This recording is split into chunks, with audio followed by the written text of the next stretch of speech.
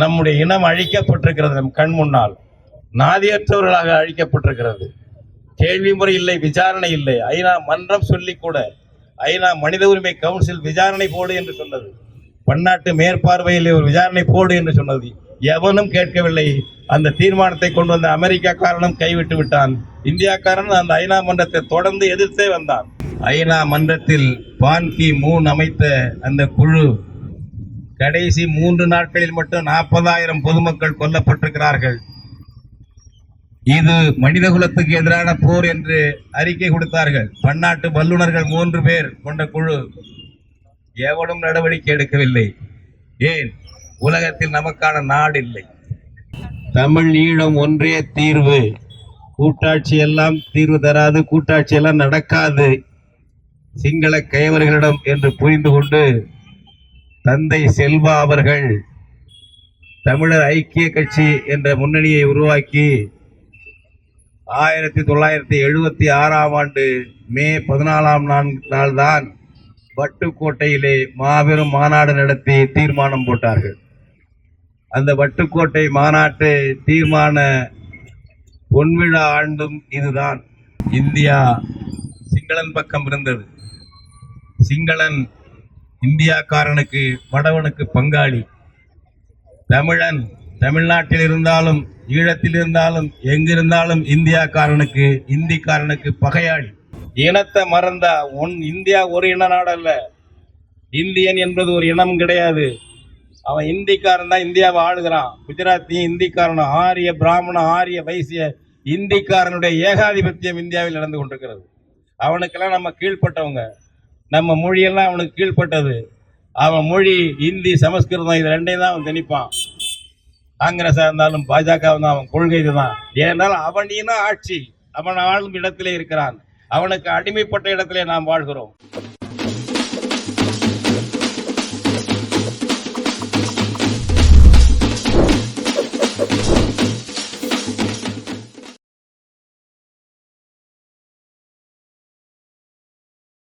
வீர வணக்கம், வீர வணக்கம், வீர வணக்கம், வீர வணக்கம், வீர வணக்கம், வீர வணக்கம். முள்ளி வாய்க்கால் ஈகி எருக்கு, முள்ளி வாய்க்கால் ஈகி எருக்கு, முள்ளி வாய்க்கால் ஈகி எருக்கு, முள்ளி வாய்க்கால் ஈகி எருக்கு. வீர வணக்கம், வீர வணக்கம், வீர வணக்கம், வீர வணக்கம், வீர வணக்கம், வீர வணக்கம், வீர வணக்கம், வீர வணக்கம். சிங்கள அரசின் இனவெறிக்கு, சிங்கள அரசின் இனவெறிக்கு, சிங்கள அரசின் இனவெறிக்கு, சிங்கள அரசின் இனவெறிக்கு. படுகொலையான ஈகி எருக்கு, படுகொலையான ஈகி எருக்கு, படுகொலையான ஈகி எருக்கு, படுகொலையான ஈகி எருக்கு. முள்ளி வாய்க்கால் ஈகி எருக்கு, முள்ளி வாய்க்கால் ஈகி எருக்கு. வீர வணக்கம், வீர வணக்கம், வீர வணக்கம், வீர வணக்கம், வீர வணக்கம், வீர வணக்கம், வீர வணக்கம், வீர வணக்கம். சிங்கள இந்திய அரசுகள் சதியால், சிங்கள இந்திய அரசுகள் சரியால், சிங்கள இந்திய அரசுகள் சதியால், சிங்கள இந்திய அரசுகள் சரியால் சாட்சியமின்றி கொல்லப்பட்ட, சாட்சியமின்றி கொல்லப்பட்ட முள்ளி வாய்க்கால் ஈகி எருக்கு, முள்ளி வாய்க்கால் ஈகி எருக்கு, முள்ளி வாய்க்கால் ஈகி எருக்கு. முள்ளி வாய்க்கால் ஈகி எருக்கு. வீர வணக்கம், வீர வணக்கம், வீர வணக்கம், வீர வணக்கம், வீர வணக்கம், வீர வணக்கம், வீர வணக்கம், வீர வணக்கம்.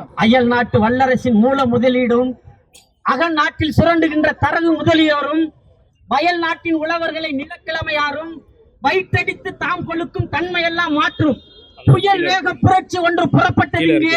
பொது உடைமை தமிழகத்தை உருவாக்க வேண்டி மயல் அடிமைத்தனம் வீழ்க, கோழைத்தனம் வீழ்க, மன உறுதி கொண்ட மறவர்களை உருவாக்கி கொண்டிருக்கின்ற தமிழ் தேசிய பேரியக்கத்தினுடைய தலைவர் ஐயா பே மணியரசன் அவர்கள் நினைவேந்தல் உரையாற்றுவார்.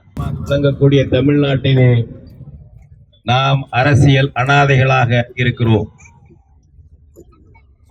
வாக்கு கேட்பதற்கு மட்டும்தான் நம்மை வருந்தி வருந்தி புகழ்வார்களே தவிர மற்றபடி இந்திய தேசியம் பேசுகின்ற காங்கிரஸ்காரர்களாக இருந்தாலும் பாஜக கட்சியினராக இருந்தாலும் திராவிடம் பேசுகின்ற கட்சிகளாக இருந்தாலும் தமிழினத்தை காட்டிக் கொடுப்பதில் ஒழிப்பதில் ஒரே நிலையில் இருக்கக்கூடியவை. அதனால்தான் நாம் அனாதைகளாக இருக்கிறோம்.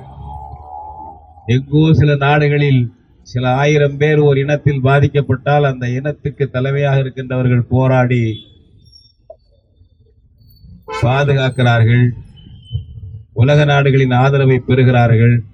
நமக்கு அந்த துப்பில்லை. 8.5 கோடி பேர் இருந்தாலும் வெளியே தெரியாத ஒரு அனாதைகள் நாம்.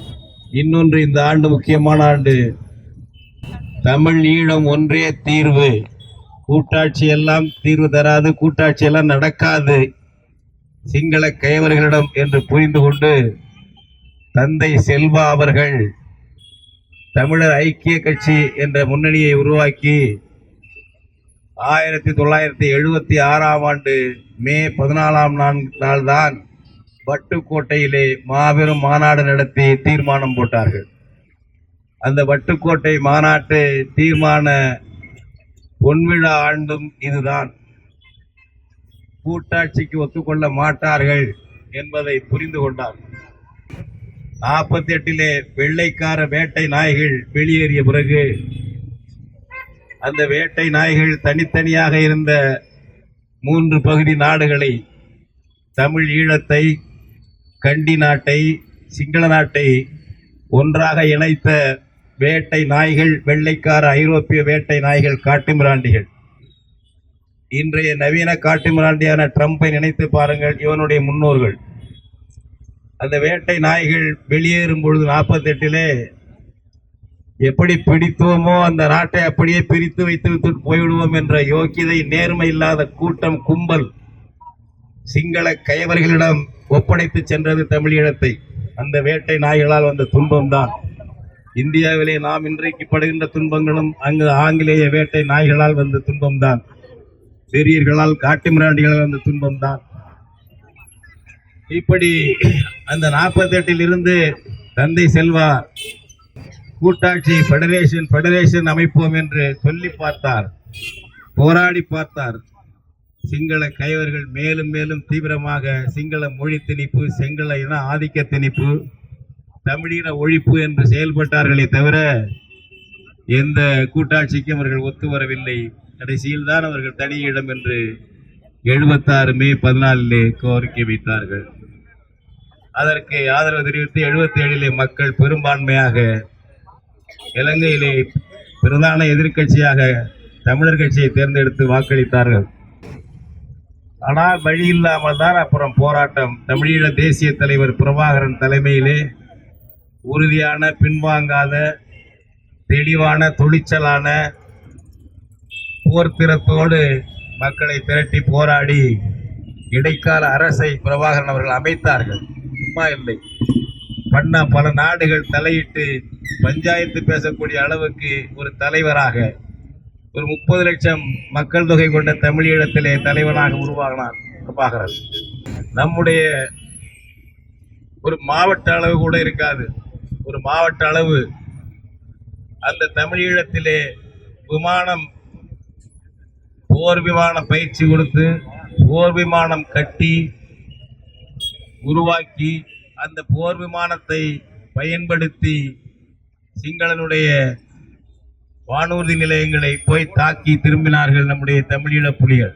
இந்தியா சிங்களன் பக்கம் இருந்தது. சிங்களன் இந்தியாக்காரனுக்கு, வடவனுக்கு பங்காளி. தமிழன் தமிழ்நாட்டில் இருந்தாலும், ஈழத்தில் இருந்தாலும், எங்கிருந்தாலும் இந்தியாக்காரனுக்கு, இந்திக்காரனுக்கு பகையாளி. அதுதான் அவனுடைய வரையறுப்பு. இங்கே இருக்கின்ற பதவி சுகம் காட்டும் தரகு கூட்டம்தான் இந்தியாக்காரனுக்கு விசுவாசம் காட்டி அரசியல் நடத்தி கொண்டிருக்கும் தரகு கும்பல். இந்தியாக்காரன் எந்த காலத்திலே நம்ம பக்கம் இருந்தான், எந்த காலத்திலே ஜனநாயகத்தை மதித்தான், நம்முடைய தமிழை மதித்தான், இந்தியை திணித்தான். இன்றைக்கு நம்முடைய தமிழ் இனம் பல லட்சம் மக்களை இழந்து இன்று அந்த உள்நாட்டிலேயே கொத்தடிமைகளாக வைக்கப்பட்டிருக்கிறோம். தமிழீழத்திலே இராணுவ முகாம்களுக்கு இடையிலே தான் தமிழர்கள் வாழக்கூடிய நிலை இருக்கிறது. குறைந்தபட்ச ஜனநாயகம் கூட இல்லை. ஆனால் ஐநா மன்றத்தில் பான் கி மூன் அமைத்த அந்த குழு கடைசி 3 நாட்களில் மட்டும் 40,000 பொதுமக்கள் கொல்லப்பட்டிருக்கிறார்கள். இது மனிதகுலத்துக்கு எதிரான போர் என்று அறிக்கை கொடுத்தார்கள். பன்னாட்டு வல்லுநர்கள் 3 பேர் கொண்ட குழு. எவனும் நடவடிக்கை எடுக்கவில்லை. ஏன்? உலகத்தில் நமக்கான நாடு இல்லை. சுண்டைக்காய் பயலுக்கு, சிங்கள பயலுக்கு ஒரு நாடு இருக்கு, அவனுக்கு ஒரு ஜனாதிபதி இருக்கிறான். எனவே அவனிடம்தான் எல்லாரும், அமெரிக்காக்காரனா இருந்தாலும், பிரிட்டிஷ்காரனா இருந்தாலும், எவனா இருந்தாலும் அவன் பக்கம்தான். நமக்கு நாடு இல்லை. தமிழ்நாட்டிலே இந்தியாக்காரனுக்கு அடிமைகளாக நாம் வாழ்ந்து கொண்டிருக்கிறோம். அதனாலே 8 கோடி மார்க்கெட் இருந்தும் சரி, 8.5 கோடி சந்தை இருக்கிறது அமெரிக்காக்காரனுக்கு, ஐரோப்பியனுக்கு. இந்த சந்தை இந்தியாக்காரன் கையிலே இருக்கிறது, இந்திக்காரன் கையிலே இருக்கிறது. இந்திக்காரனை நட்பாக வைத்துக் கொண்டால் தமிழ்நாட்டு சந்தை நமக்கு சொந்தம் என்ற நிலையிலே அவர்களெல்லாம் நம்மை அலட்சியப்படுத்தி விட்டார்கள். மனித உரிமை என்பார்கள், அது என்பார்கள், இது என்பார்கள். அதெல்லாம் கிடையாது. அரசு உரிமை இருந்தால்தான் என் மனித உரிமையை பாதுகாக்கப்படும் உலகத்திலே. அரசு உரிமை இல்லாத இனம் 10 கோடியா இருந்தாலும் 20 கோடியா இருந்தாலும் அனாதைதான். இதுதான் வரலாறு நமக்கு சொல்லியிருக்கிறது. இந்த அரசு உரிமையை உருவாக்க வேண்டும் என்றுதான் தமிழ் தேசிய பேரியக்கம் தமிழ்நாட்டிலே போராடி கொண்டிருக்கிறது. பட்டம் பதவிக்காக அல்ல, ஈழத்திலே மட்டுமல்ல, தமிழ்நாட்டிலே எப்படி எவ்வளவு படுகொலை நடந்திருக்கு. இந்தியா விடுதலை பெற்ற பிறகு இந்தியாக்காரன் கொன்று குவித்தது கொஞ்சம் நஞ்சமா? 1965 பெரியவர்களை கேட்டு பாருங்கள். இந்திய எதிர்ப்பு போராட்டம், மாணவர்கள் தொடங்கிய போராட்டம் திமுக ஆதரித்த பொழுது பிறகு பின்வாங்கி விட்டது. 400 பேரை சுட்டுக் கொன்றான் காங்கிரஸ் ஆட்சியிலே. பக்தவச்சல முதலமைச்சர், அனைத்து இந்திய காங்கிரஸ் தலைவராக செல்வா கூட அதிகாரத்தோடு இருந்த நபர் காமராஜர் ராணுவத்தை வரவழைத்து பக்தவச்சல 400 தமிழர்களை, மாணவர்களை, பெரியவர்களை, பொதுமக்களை சுட்டுக் கொன்றான். என்ன நடவடிக்கை? அந்த தியாகிகளுக்கு நினைவு சின்னம் கூட கிடையாது.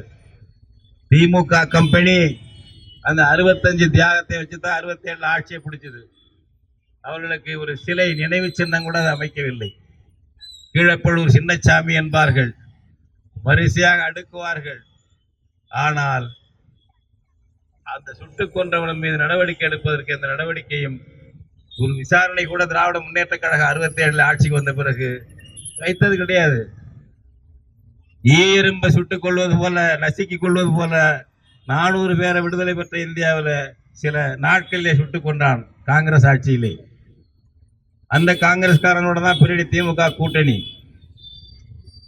அது மட்டுமல்ல, பல செயல்கள். விவசாயிகள் கோரிக்கைகளுக்காக போராடினார்கள். 40 பேர் சுட்டுக் கொண்டார்கள். 72 இருந்து, கருணாநிதி ஆட்சியிலிருந்து எம்ஜிஆர் ஆட்சி வரை 40 பேர் விவசாயிகளை சுட்டுக் கொண்டார்கள். இடஒதுக்கீடு கேட்டு வன்னியர்கள் போராடினார்கள். 21 பேரை சுட்டுக் கொண்டார்கள். மறந்து விடாதீர்கள். தூத்துக்குடி ஸ்டெர்லைட் ஆலை மக்களுக்கு ஆபத்து என்று மக்கள் போராடினார். ஜனநாயக போராட்டம், ஆண்கள் பெண்கள். 100வது நாள் ஆர்ப்பாட்டத்துக்கு அணிவகுத்து போகிறது. எடப்பாடி பழனிசாமி முதலமைச்சர் போலீஸை முன்கூட்டியே தயார் செய்து சுட்டுக் கொண்டான். அங்கே 13 பேரை சுட்டு வீழ்த்தினான். ஆயுதம் இல்லாமல் போன நம்முடைய மக்களை, 19 வயசு பிள்ளை, ஒரு பெண் பிள்ளை ஆயிலே சுட்டார். முழக்கம் போட்டது. ஒரு நாதியத்த இனம். இந்தியா சுதந்திரம் அடைஞ்ச பிறகு இந்த மாதிரி படுகொலை எங்கெங்க நடந்திருக்கு? இவ்வளவு பேர் சுட்டுக் கொண்டது. நம்ம போராடாத அகிம்சை போராட்டம் நடத்தி இந்த மக்களை தொடர்ந்து அரசியல் அனாதைகளாக வைக்கப்பட்டிருக்கிறோம். நாம் ஒரு ஸ்டெர்லைட் ஆலையை, அதை தீமை இருக்கிறது, மூடுங்கள் என்ற அறவழி போராட்டம், 100 நாள் போராட்டம் என்று அறிவித்து ஆர்ப்பாட்டம் நடத்துகிறார்கள். சுட்டுக் கொள்கிறான் எடப்பாடி பழனிசாமி. நான் தொலைக்காட்சியில பார்த்தா தெரிஞ்சுக்கிட்டேங்கிற ஒரு முதலமைச்சர், போலீஸ் லாக்காவுக்கு மந்திரி. எவ்வளவு மோசடி, ஃப்ராட் அது. ஸ்டாலின், நான் இருந்தால் நடக்காது என்று அவங்க அப்பா சொன்னாரு. ஸ்டாலின் அதுக்கு முன்னாடி, அதுக்கு பிறகெல்லாம் ஸ்டாலின் தான் வந்தாரு. ஒரு கமிஷன் போட்டாரு. அருணா ஜெகதீசன் என்ற நீதிபதி.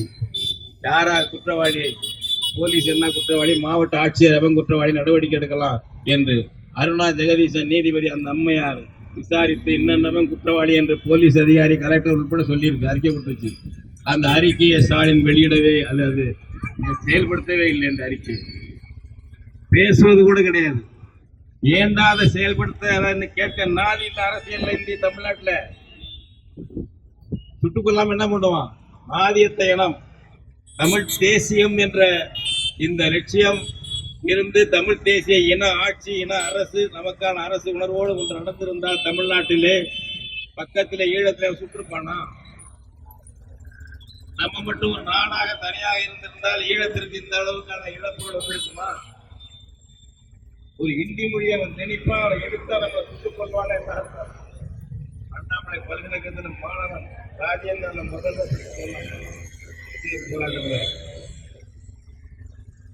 இவ்வளவு ஒரு அரசியல் அனாதைகளாக இருக்கிறோம் என்பதை புரிந்து கொண்டு அரசு வருகிறது, எப்பொழுதோ ஒரு நாளைக்கு வரட்டும் அரசு. நாம் மக்கள் எழுச்சி பெற்று வீதிக்கு வர வேண்டும்.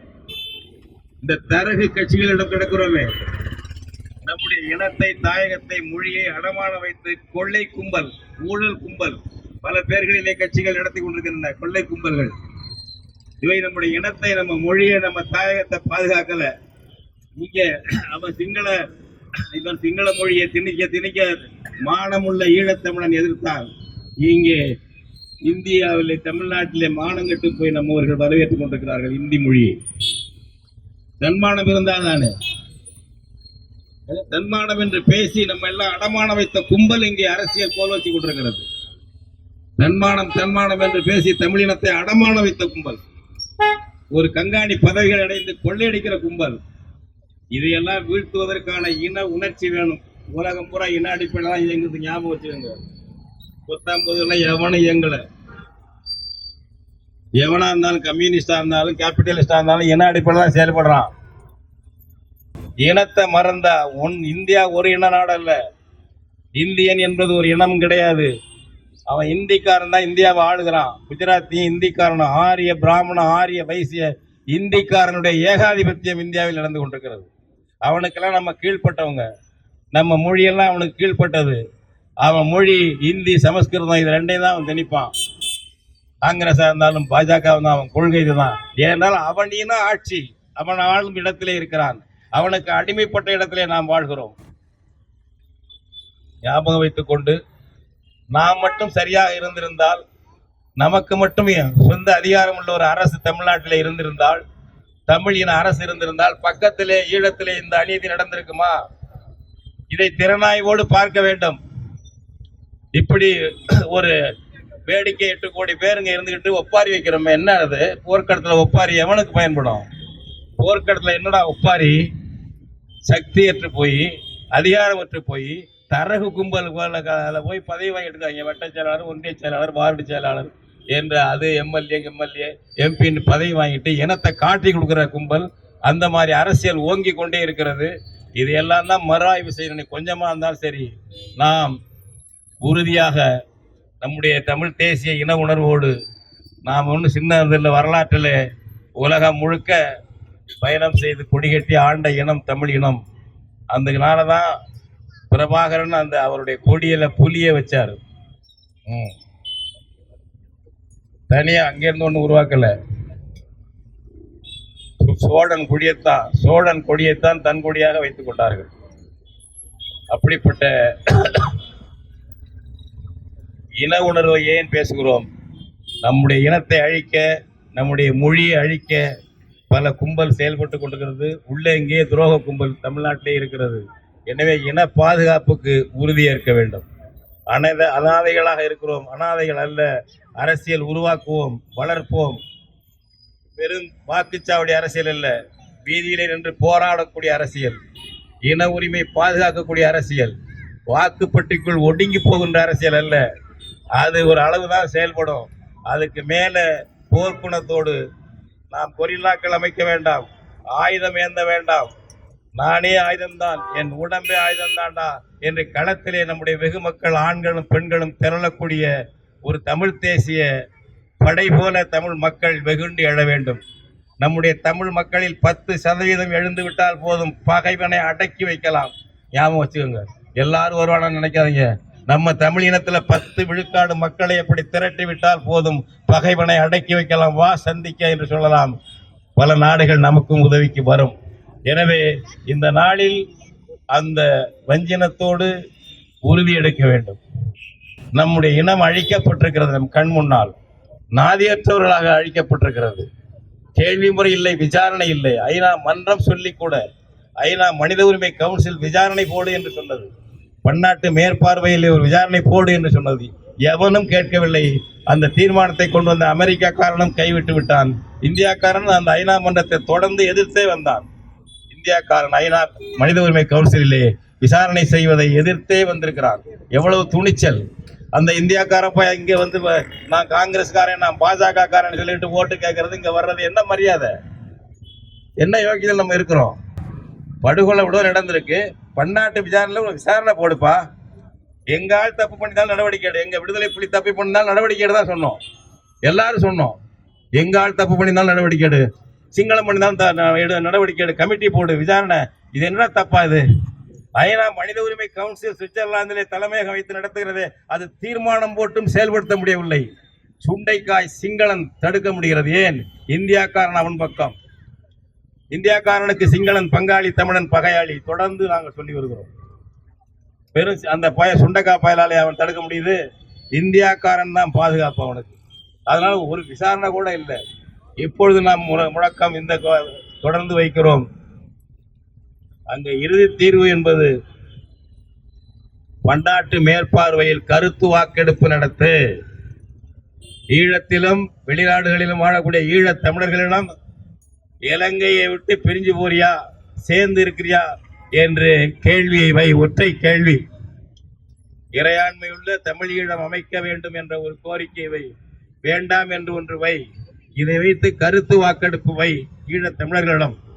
அவங்க செய்யற முடிவுப்படி நாம் கட்டுப்பட்டு நடப்போம் என்று தமிழ் உணர்வாளர்கள் தொடர்ந்து கோரிக்கை வைக்கிறோம். இந்த நாளிலும் இங்கிருந்து ஓசூரில் இருந்து இந்த கோரிக்கையை பன்னாட்டு அமைப்புகளுக்கு, ஐநா மன்றத்துக்கு, தமிழ் தேசிய பேரியக்கத்தின் சார்பில் மட்டுமல்ல, இதை செவிமடுத்துக் கொண்டிருக்கின்ற உணர்ச்சியோடு கூடியிருக்கின்ற எங்களுடைய தமிழ் உறவுகள் உங்கள் அனைவரும் சார்பாக இந்த கோரிக்கையை வைக்கிறேன். கருத்து வாக்கெடுப்பு நடத்து. இலங்கையோட சேர்ந்திருப்பதா, தமிழன் தனிநாடு அமைத்துக் கொள்வதா என்று. அது ஜனநாயக உரிமை, ஐநா மனித உரிமை மன்றம் அனுமதிக்கின்ற உரிமை என்ற அந்த முழக்கத்தை கோரிக்கையாக வைக்கிறோம்.